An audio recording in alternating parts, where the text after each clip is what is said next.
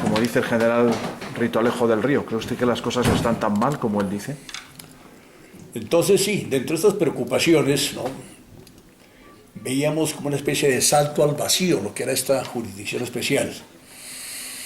Entonces surgió, por fortuna y en un buen entendimiento con distintas bancadas del Congreso de la República, y se logró que los impedimentos que veníamos planteando nosotros fueran tenidos en cuenta.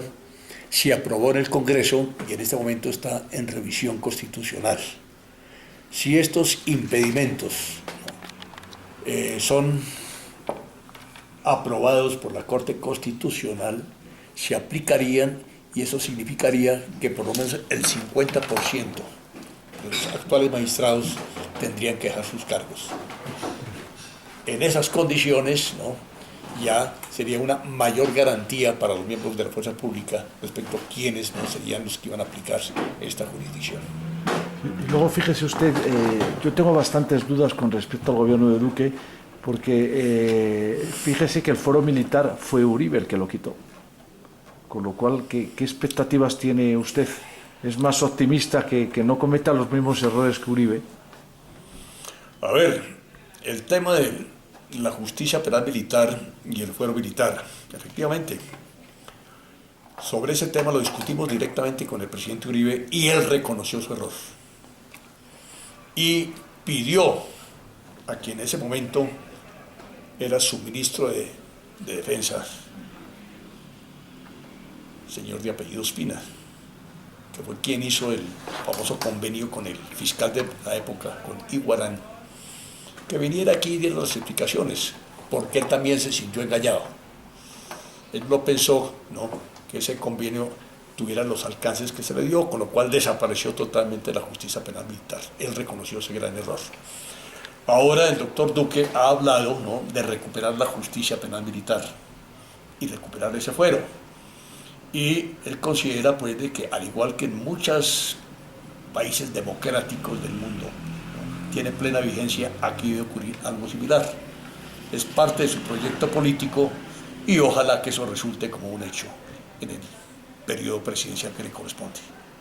Sí, y luego el balance, digamos, de estos años de Santos, por mucho que defienda la paz, sigue siendo muy flojo, ¿no?, en temas de seguridad pública. Él lo ha logrado en La Habana, pero sobre todo yo veo que la seguridad anda muy alborotada, ¿no? Por mucho que se hable tanto de la paz, hay mucha retórica y pocos resultados, ¿no?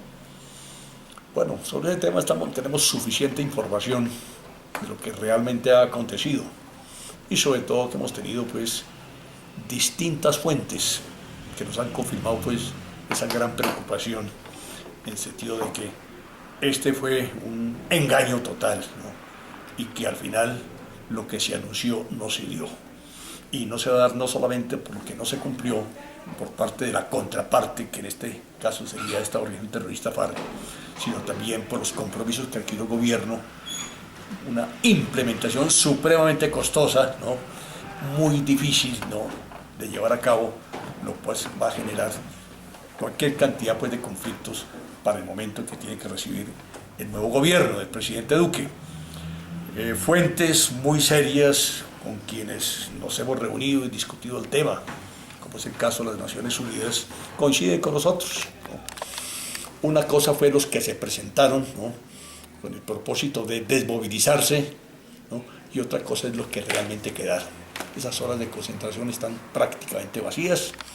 Los compromisos adquiridos en materia de educación, en materia de salud, ¿no?, y otros más no han tenido, pues, aplicación. Eso ha generado, pues, una deserción, lo cual significa, según nos decían muchos miembros de las Naciones Unidas que han hecho la verificación, se ha traducido en que algunos se han ido para sus casas, otros abandonado los sitios de concentración y se han ido con los llamados grupos disidentes de las FARC y están otra vez en la misma actividad criminal.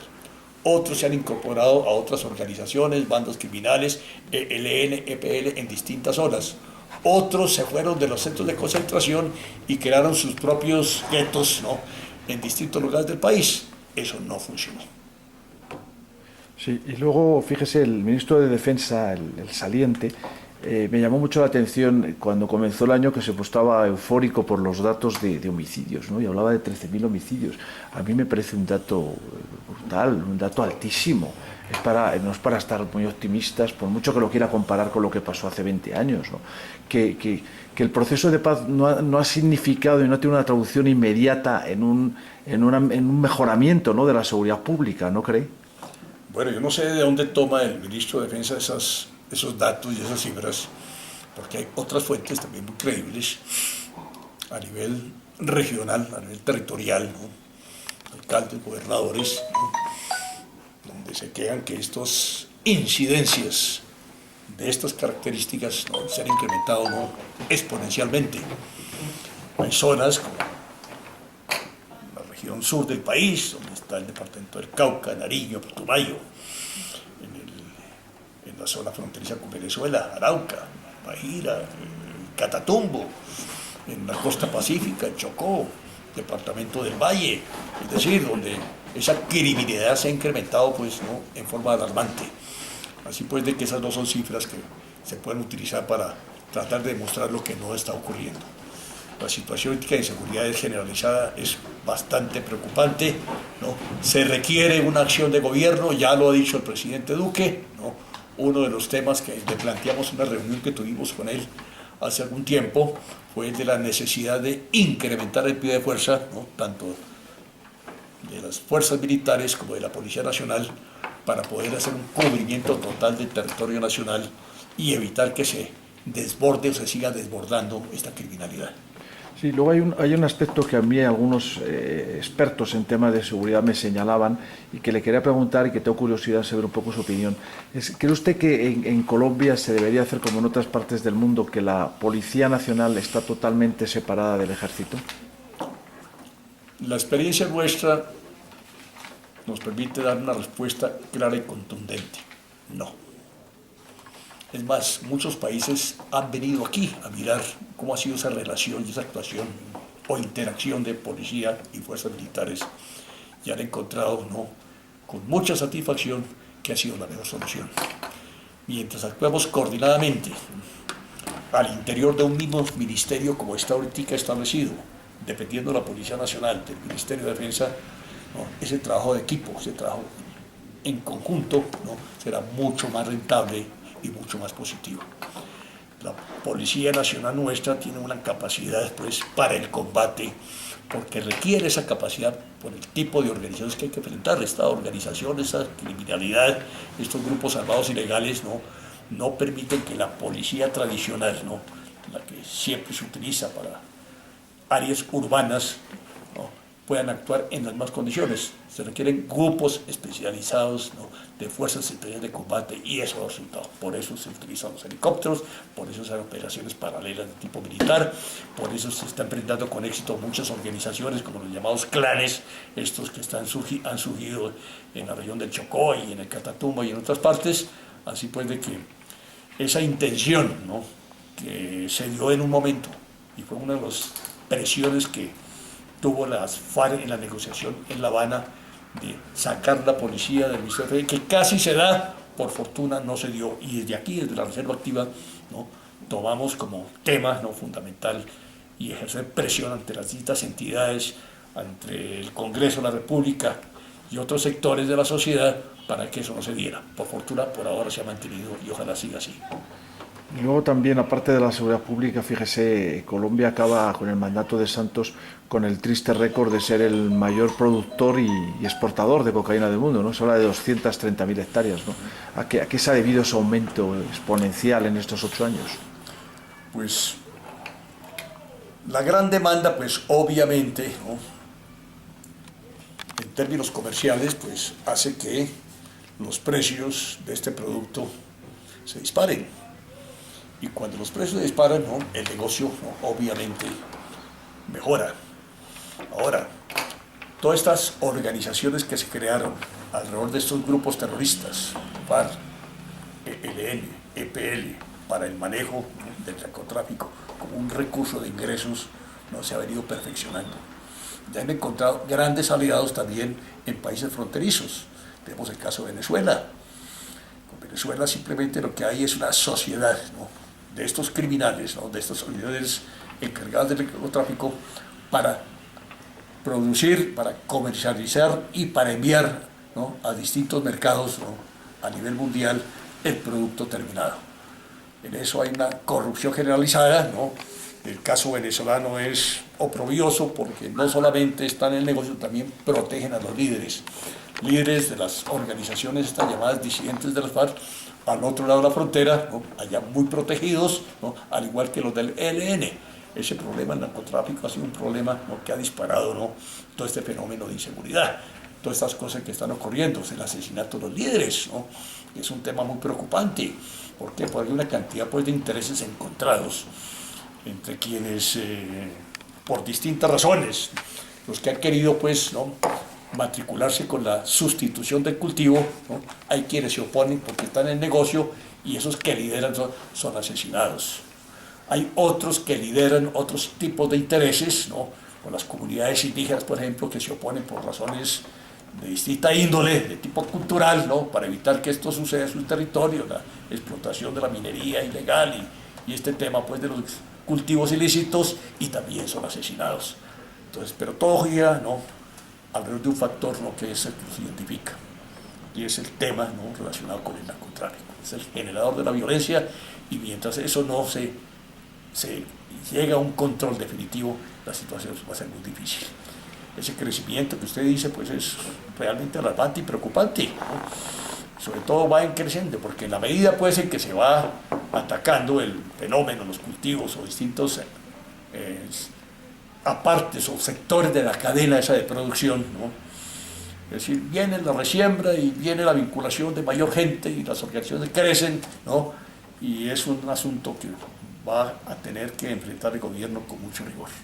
Y luego el otro día, como le comentaba, estuve en una conferencia de este coronel de Villamarín y me llamó la atención que presentaba yo unos gráficos y hablaba que podría haber unos 2.000, 3.000 disidentes de las FARC, pero es una cifra altísima, lo cual significa que casi un 30-40% de la organización seguiría activa, ¿no?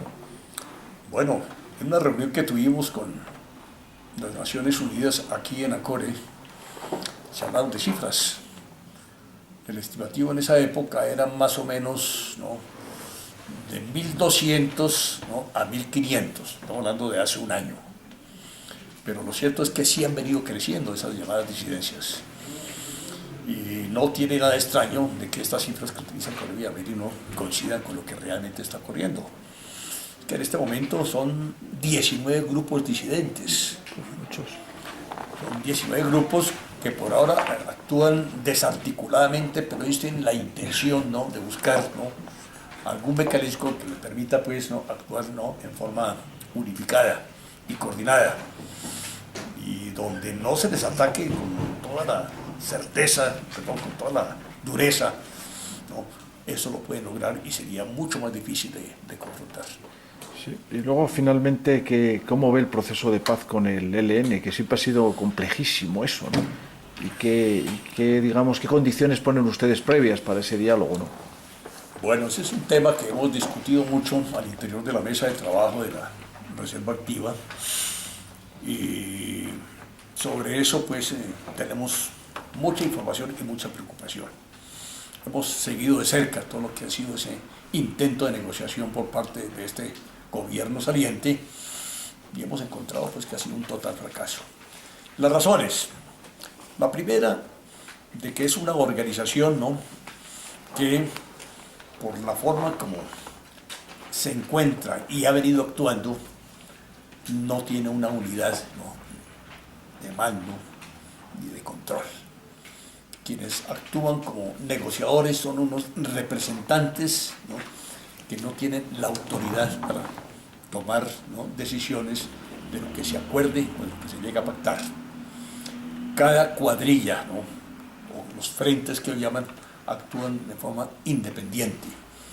Cada uno tiene sus propios intereses, unos muy dedicados a la minería ilegal, otros muy dedicados al tema, pues, del narcotráfico, otros muy dedicados a la acción urbana también, ¿no?, que también ha venido creciendo en distintos sectores del país, especialmente en las grandes capitales. Entonces actúan de manera dispersa. el último pronunciamiento a raíz de lo que el presidente Duque dijo en el día de su posesión, de que con el ELN tendrá que tomar unas medidas muy especiales. Primero va a oír a la Iglesia Católica y va a oír a las Naciones Unidas que han estado en el proceso para conocer exactamente qué han logrado y en qué van, ¿no? dentro de ese trabajo que ya lleva, ¿no? bastante tiempo. Y ya dijo Duque, presidente Duque, ¿no? A esto, como mínimo, hay que ponerle términos, como mínimo crear un sistema de verificación, ¿no? garantista y real, ¿no? para que lo que se llegue a acordar en los términos que se lleguen a plantear, ¿no? tengan una verificación exacta y precisa. La respuesta la dio al día siguiente alias Pablito, que es uno de los más radicales de esta organización, ¿no? Están en desacuerdo, no aceptan, y la agenda que ellos tienen es una agenda muy complicada, que es muy difícil de desarrollar, de llegar pues a puntos de acuerdo. Entonces ya la amenaza, ¿no? de Pablito es: presidente Duque, o quiere la paz o quiere la guerra. Ella es terminante, es impositiva. Yo creo que Un ultimátum. este ultimátum no lo puede aceptar bajo ninguna circunstancia el presidente Duque. Pues eso era todo. Muchas gracias, general Ruiz. Creo que